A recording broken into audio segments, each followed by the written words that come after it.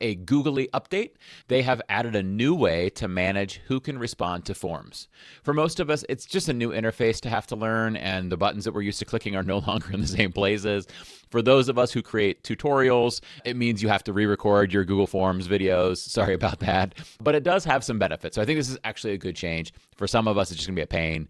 But for teachers in particular, if you're using this in your classroom, I think it's going to be a benefit. Previously, you could choose to let anyone who has the link respond to a Google form, which was kind of the default, or you could restrict it to people in your domain. That was your only option. You could either say limit it to my domain, or you could say anybody who has a link can respond. Now, the problem would be, what if you limit it to everybody in your domain and it's something for your first period class, and you don't want your second period class to respond? Somehow they get the link and they respond. There's nothing stopping them from that. So now this new feature does stop that. Now you could set your form so that only specific students or classes or groups can respond. So you could say just these users, or just this Google Classroom, this roster, or just this group of email addresses can respond. So it won't work for anybody else. And what you could do then is, in that second period class later, when you're ready for them to be able to respond, the link could be there and you could just not open it up. Kind of a nice way, if you're using Google Forms for assessments, you could post it in, say Google Classroom or whatever, and then make that change later.